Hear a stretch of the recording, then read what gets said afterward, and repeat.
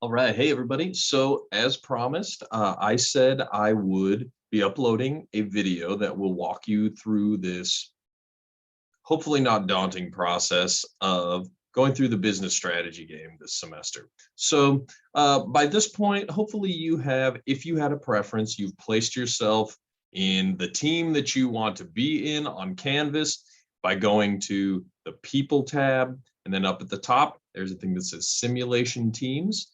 If you haven't done that by this point, go ahead and place yourself in one of those if you'd like.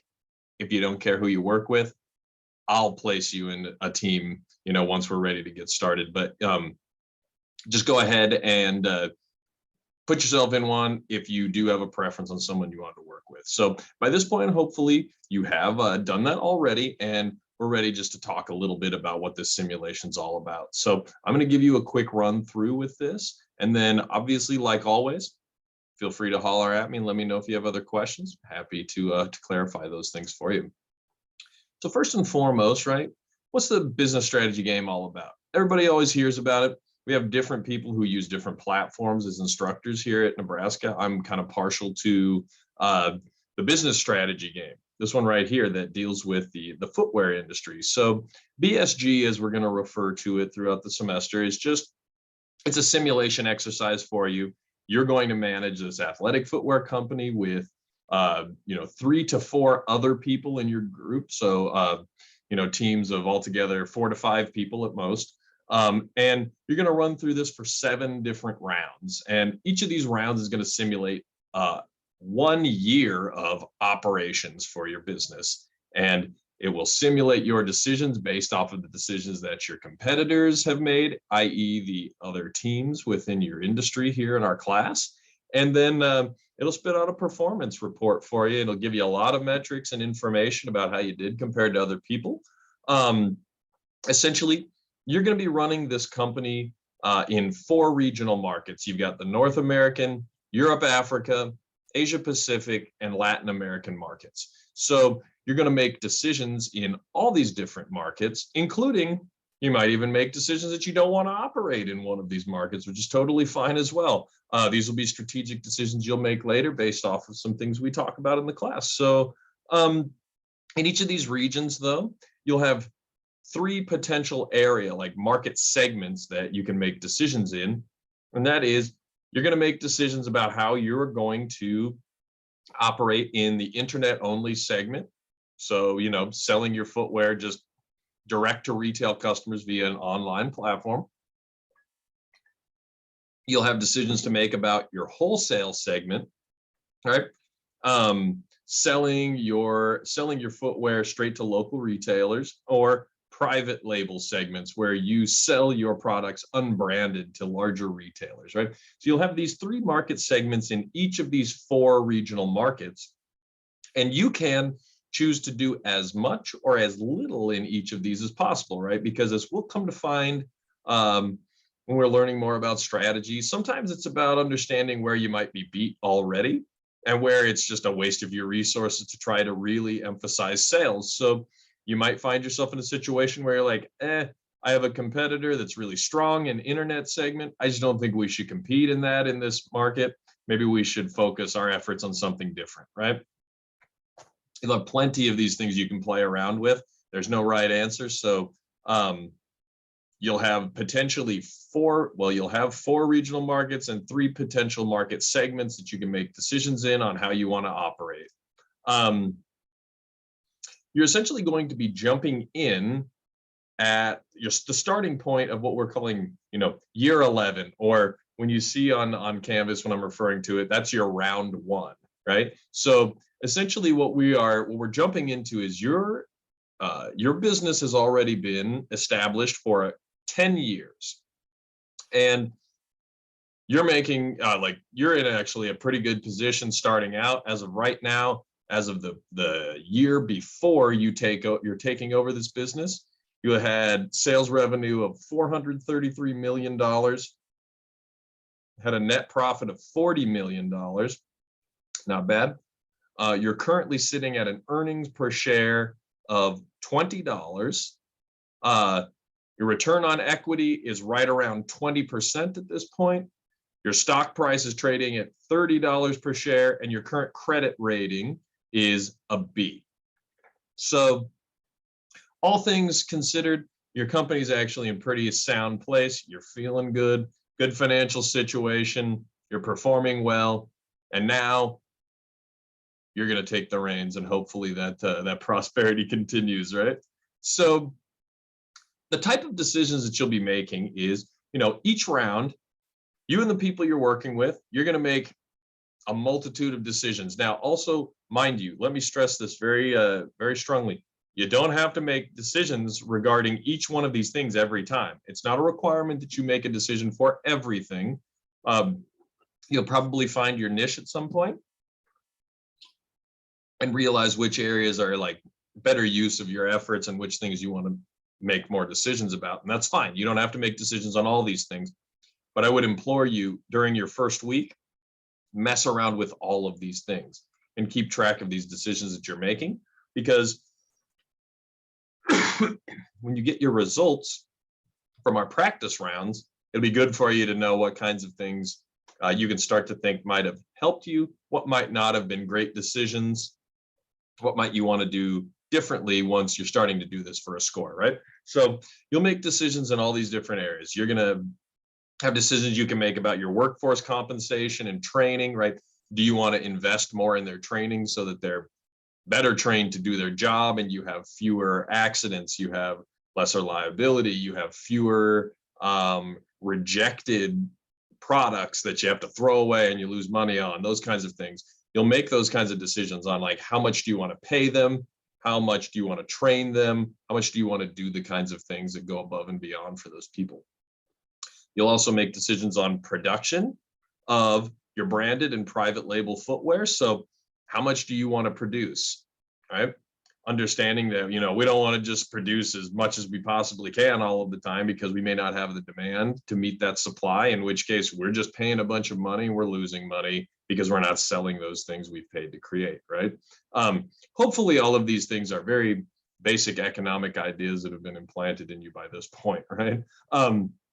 Alongside with that production, the amount of footwear you're going to do, you can do things like production facilities. Are you going to expand and build more production facilities? Are you going to invest in being able to produce more equipment, upgrade your equipment? Remembering that from a PPE standpoint, we got always that plant, property, and equipment, understanding that our things do lose value and they'll need to be replaced over time. So don't be surprised by that. At some point, it's going to say, you got to have new equipment because your old equipment's timed out and it's not going to be, worthwhile for you any longer. So you'll want to start figuring out, where do I want to create production facilities? Where's going to be most, advantageous for me as we start talking about this idea of currency exchange, realizing that sometimes it's favorable for us to produce things in certain parts of the world and ship them other places. Just because we sell things in one market doesn't mean we have to produce them in that market as well. So always keep that in mind. There are tons of strategies for you to take on how to do this. You do what you think is best. Hopefully it'll work out for you. So alongside with those, you'll make decisions about distribution, warehouse operations. How much are you going to charge for your items to be competitive? How well are you going to market them? Through what channels will you market them? Will you try to put in bids for celebrity endorsement contracts, or looking for people, if you need to strengthen sales in some market, you can say, which celebrities do I have on here that have a real strong influence in those markets? That's somebody I need to put a high bid on and try to get a contract for. Understanding that, just to clarify early, celebrity endorsements, only one team can have the endorsement of the celebrity at a time. Now, there'll be multiple celebrities to choose from, but certain ones have, more clout than others and have more effect on your sales and demand. So understanding that if there's one you really want, you got to bid it up, because just because you bid that money for them doesn't mean you will get the contract. You only get the contract if you're the highest bidder. You'll also make decisions on things like corporate social responsibility, citizenship, those kinds of things. Are you going to donate money? Are you going to do things that put you in a good social light, because those things help your sales? And financing and company operations, things like, are you going to take out loans? Which, let me just really stress this early on so that while you're still listening, taking out loans is not a bad thing. Don't think of this on your individual standpoint. Like, it's not one of these things where you have to be scared about taking loans out. As long as you do value creating things with that money, don't be worried about taking out loans early on. You will likely need that money in order to do the things that you need to do and grow that company the way that you will need to. So just as a personal suggestion from me to starting out, don't be afraid of the loan thing. But you can also do things in here like issue more stock for more, an influx of money, understanding that then you are going to dilute the value of your stock because you're adding more and more and more shares to it. So, it might negatively affect some of your other performance metrics we'll talk about, but those are a lot of nuanced things we'll get to later. So you'll also be responsible for, forecasting your annual sales, inventory management, and making decisions based off of those things. It's really not as bad as it probably sounds and is overwhelming, but there are a lot of moving parts to this. So just understand, you're just going to try to find or make decisions that you think go together well, things that don't negate each other or work against each other. So that's all you really got to pay attention to. So you've got your competitive landscape here, right? You're going to be competing against these other teams here in the class, and you're going to be trying to sell your footwear. And how much you sell is based off of all of these different things. How much you selling it for compared to other people. And you won't know that until you start seeing some trend data. So early on, we got to try to make some smart decisions on how to be competitive with price, right? It's going to be your styling / quality or your SQ rating. So like, what's the quality level of the things that you're selling? The platform is very clear about how to impact those types of things. So don't worry too much. It's going to be your competitive nature, and your demand for your products is going to be determined by how many different models or styles are you offering. When we get later into this idea about how you are placed on the competitive landscape, or this factorial design that we talk about later, that'll help you understand things about number of models and styles. We'll do, hopefully that I'll make that available to you early on so you can watch that before making these decisions. How do you advertise? The size of your network, how many celebrity endorsements you have and what impact they have. How quickly are you able to deliver? Do you deliver the things you're promised on? Are you creating or producing enough product to meet demands? Are you providing rebates? Are you doing are maintaining a high brand reputation? All these kinds of things are going to impact how competitive you are against other people. Understanding some of you will do some of these things better than others, but it's really the aggregation of all of these things that determine your success when competing in this simulation against the other people. And these things will ebb and flow as time goes on. They always do.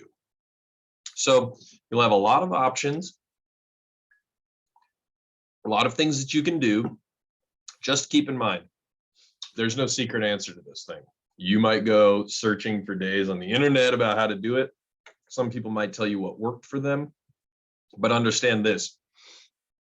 They've taken a specific approach, and the people that they played against took another approach. You don't know what approach the people you're going to be playing against in this class are going to take. So the success of your approach is highly determined by not just you, but the other people and the way that they're approaching it in this class. So there's no, best approach to this.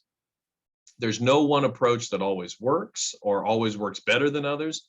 You have to get good at looking at the decisions other people are making and determining whether or not the decisions that you're making in kind are smart or not, okay? And that's exactly all we're going to be learning about this semester. So hopefully you'll get a grasp of this over time, okay? Pretty much all, like I say here, pretty much all well-conceived approaches are capable of succeeding. There are a few caveats. The only things you want to keep in mind is sometimes your approach can be very well conceived, very logical, and somebody else does something that's just good enough to wipe it out. And that happens. So if that happens, you start seeing that, you know that you need to adjust what you're doing and try to figure out a way to get around that barrier. And, you know, the big thing that I always tell people is just try not to make decisions that would obviously get you fired in the real world. So there's going to be a lot of interplay between all of you. So just try to make decisions like understanding that, I think I say this in a later slide, but it's a game, but it's not a game, right? It is just a game, but don't treat it like, you know, like none of this matters, or you probably find yourself in a pretty shitty situation as we get into things. So just try to make decisions based off of things that you're learning in there. Take it with a grain of salt. Understand it's not everything. You don't have to be in first place all the time. Really what we should be trying to go for as strategists is just beat the average. So try to be one of those top 4 people, or top 4 teams, excuse me, and you'll be in good shape. This is a battle of strategies. It's all about practicing. It's all about experiencing what it takes to develop good strategies in a global competitive marketplace. Don't be overwhelmed if it's a lot early on. It always is for people. People always get a good grasp of this thing, at least a better grasp than they started out with. In fact, last semester between my 2 courses, I had 2 teams who 7 out of the 10 rounds that we did in that class, when we did it for a full semester, shared the global #1 ranking out of more than 6,000 classes. So, and they were nervous about it early on too. You can get a grasp of this thing if you work at it. Trust me, it'll start making more sense, okay? You'll get these competitive intelligence reports. Make sure you look at them. I have a lot of supporting documentation on Canvas about things that will help you make sense of that and help you understanding how you can use that to make better judgment calls in the next round. That information is just basically helping you understand the decisions of your rivals so you can make better decisions based off what you think they might do next. So how performance is going to be judged, there's a full sheet about this on your Canvas module about the BSG. But essentially, your board of directors, they have set 5 performance objectives for your company, okay? Performance is judged based off growing your earnings per share, growing your return on equity, growing your stock price value, improving your credit rating, and improving your image rating. Now, there are a lot of things that you can do with a lot of these. My best advice to you is check out those documents I gave you on Canvas. They all give you a break that you'll find on there, like how you're scored and the performance measures. Those things will tell you exactly what goes into each of these measures and what you should do, what you should keep in mind on what types of things and what kind of decisions affect these things, all right? So we have these objectives that we're hopefully going for, and these are our industry expectations. So we want you to try to grow that EPS to somewhere between $5.25 and $10 per share hopefully by the end of our simulation. I want you to try to get that return on equity up to between 25 to 30%. Grow the value of your stock to at least exceed $100. Improve your credit rating to an A- or higher, and improve your image in the public eye to an 80 or higher by the end of this thing. These are not all requirements, but these are things that we want you to be shooting for, okay? Each of these 5 things all make up your performance metric and will determine who's in first, second, third, fourth, fifth, sixth, seventh, okay, eighth. So each of them have equal weight when we're starting this out. Just understanding that these 5 metrics will be the ones used to determine your performance and determine, your standings in your industry. There are 2 different viewpoints that all of your performance is based on, right? You might be thinking, okay, well, so my EPS goes up, so how does that give me leg up on someone else, right? Well, scoring standards also are all explained in that player's guide, a lot of that stuff, but quick and easy. It is each of those 5 metrics is weighted based off of 2 different standpoints. One is your investor expectations, those things that were already determined by the game, those metrics we talked about on the last slide, we want you to try to hit. And the other is best in industry. So the other half of your weighted score is how do you fare against the other people just in your industry? So, everyone in the industry might fall short of the investor expectations. And if that's the case, that's the case. But your best in industry is how competitive are you against the other people in this class? And so that will, both of those will be taken into account with each of those 5 metrics. And it's an average of investor expectations and best in industry score to determine each of those 5 performance metrics. Now, important things about your team. You're going to work with 3 to 4 other people. We'll have some teams of 5 and some teams of 4. You're going to be given an opportunity to work with these people throughout the semester. You have to work with the team. This is not a negotiable thing. You have to work with them. That's how this thing is set up. But at the end of the semester, I understand sometimes team members fall short, and I'm really sorry about that. But that's the case. You do have an opportunity to evaluate your team. And as it says here, the peer evaluations that you receive from your team members are going to account for about 30% of your overall simulation score. So you can ensure a lot of good points on this thing if you just make sure, just be a good team member. I don't think everybody needs you to know it all and be, the ace at this thing, but be a good team member. Think about what kind of things you would appreciate about a member of your team and just try to embody those things for other people, okay? You're going to be able to fire people on your team if necessary, and I use this with a huge caveat, okay? I've never had to have anyone fire anyone, because if you fire someone, if you're somebody that gets fired, you get a 0 for the simulation. There's no way for you to make it up. So I try to use this as motivation for people to be a good team member. Now, there is an outline of the procedure you have to follow. It's not an easy procedure if you are going to fire someone, and it takes a lot of face-to-face time with me. So understand that. Don't be worried. I don't make this an easy thing for people to do, but it is an option. If you're doing nothing, you probably realize that you need to be a better teammate with people. You can be fired. So please take that into account. I don't want to resort to that happening to anybody in here.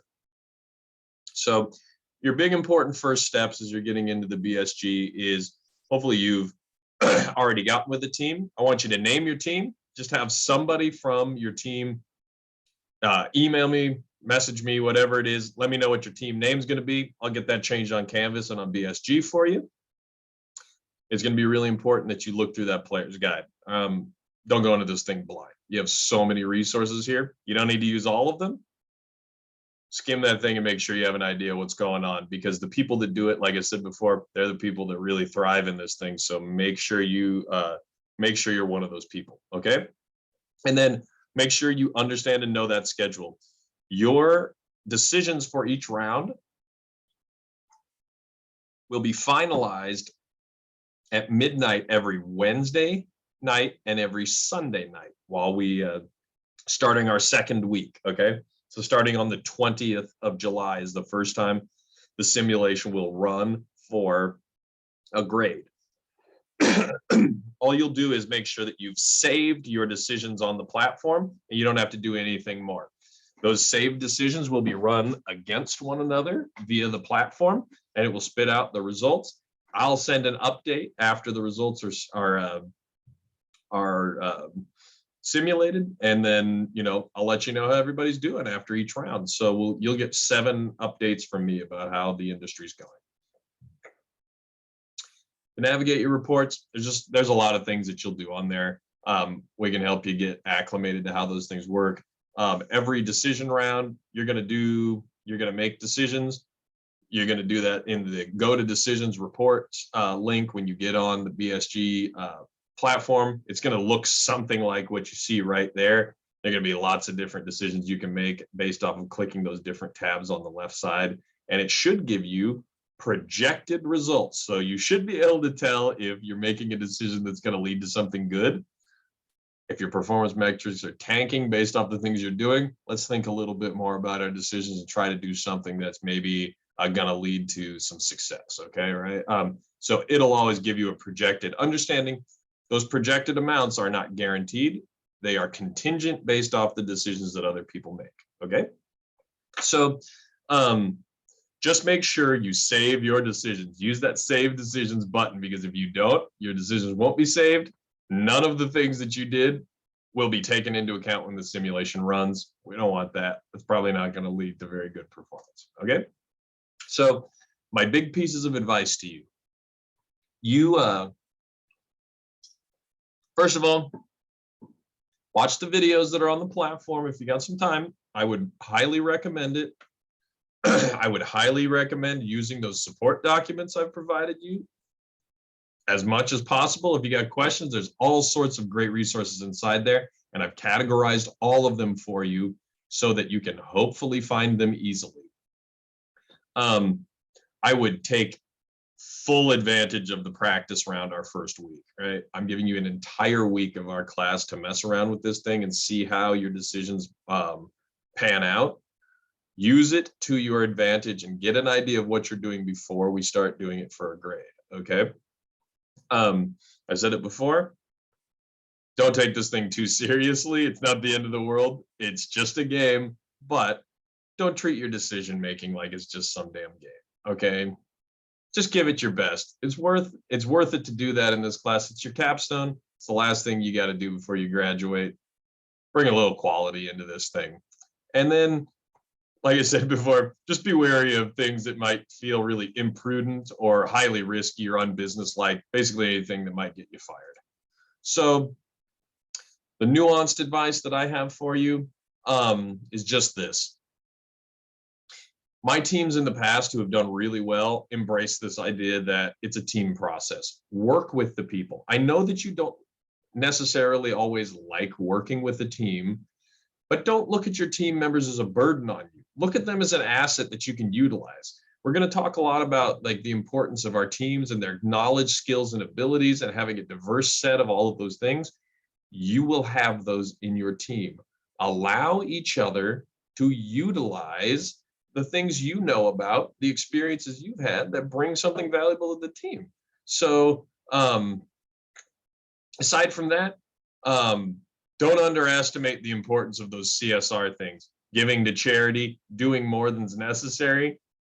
You don't want to have an Ebenezer Scrooge approach to this thing. Doing things that are good because they're good, they work out for you in the end. They just materialize maybe a little slower sometimes, but it is a really good idea.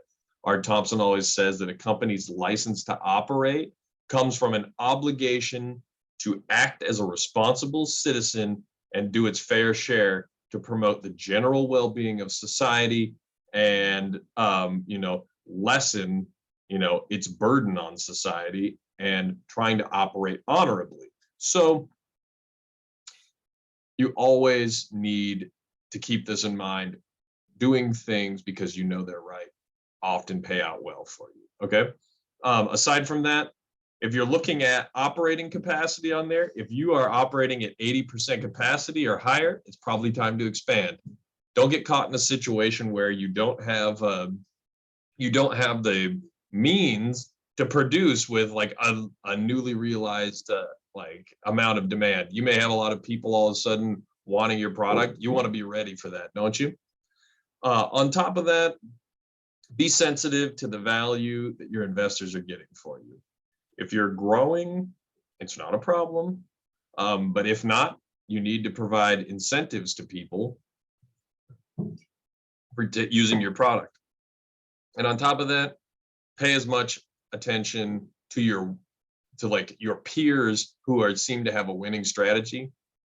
You get these printouts that tell you what your peers are doing, what these other teams are doing. So pay attention to what they're doing. If they're winning, figure out what they're doing. We have these classes, we have classes where people get really competitive and they're just like, I'm just going to see what they're doing. I'm going to try to copy it and I'm going to try and take them down a notch. That's a competitive approach. Just figure out, just watch what people are doing. Don't just wing this thing every time. Pay a little attention to what people are doing and try to utilize some of those same types of strategies here and there. I have somebody apparently washing my window at the moment, so sorry for the random boots and things in the background. And otherwise, holler at me. Like I said, I'm not going to tell you what you and your team should be doing, but I'm happy to talk through things with you if you think that some face-to-face time would benefit you. So just don't feel like you're all alone in this thing. Work with your team. Watch what other people are doing. Get a hold of me if you need me. More than happy to always help you out. So with that, best of luck on the business strategy game.